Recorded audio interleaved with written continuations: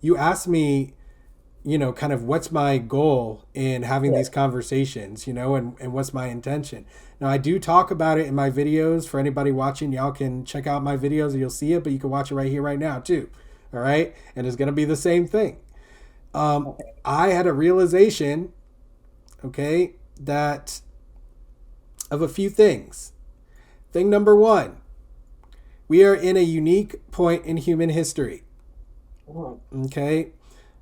With our technological advances, despite our mental maturity, if you will, lagging Right. behind, um, we are able to connect to each other across any distance. Right. That is a dimensional shift in the human experience that I don't think that people have quite imagined what the implications of it are. But I am someone who has imagined that.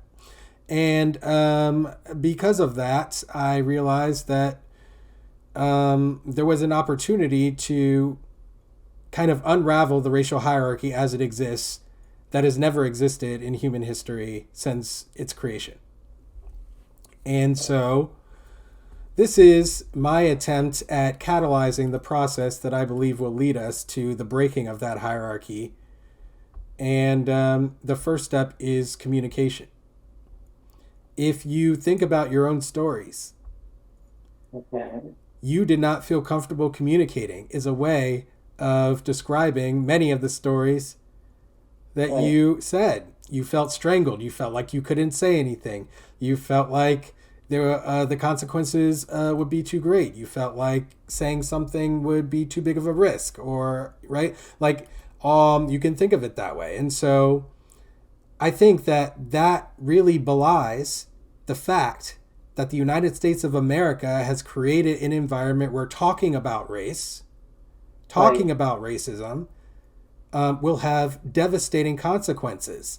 And that is something that people learn with their being, with their bodies. You learned it, Right. it were deep within you. It turned your stomach. You were learning it. Yes. And Yes. so ultimately, I want to give people a space where they can actually engage in conversation and learning, because ultimately, if you can't even talk about a problem, there's absolutely no way you can solve it. Okay, Right. like let's be realistic here. If we are being realistic about solving it, like there's no way that anyone can have access to even the identification of the problem, much less a solution to the problem, if they Right. can't discuss it.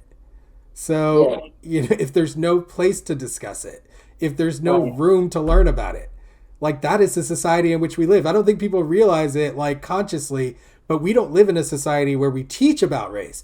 People are already saying, "Oh, I'm so tired of hearing about race all the time." I'm like, "You don't even know anything about it. You're just Right. hearing about it, and that's enough for you. You're barely learning anything about it." And so, Right. yeah, like I'm just doing this so that this is step 1. Create a space for people to communicate and learn and to share stories and to share perspectives. By doing that, I'm learning and growing. Like the racialized word that I shared with you at our racism discussion group that you decided to try to take on, I learned that from somebody else through my intentional study of this topic. And many other things have I learned through that. And I'm just trying to get other people to learn that doing that, it's not necessarily always going to be a huge burden, and there are benefits to doing it and getting the knowledge and learning how to live the values that you have if you're someone who believes in everyone's equal humanity, and that's Right. the way that you want to live, and that's the world that you want to live in. There are ways of gaining knowledge and learning things that will allow you to act on those values. And Right. this country and much of this world is set up to make people believe that that is not the case. So I see this as the counter to that.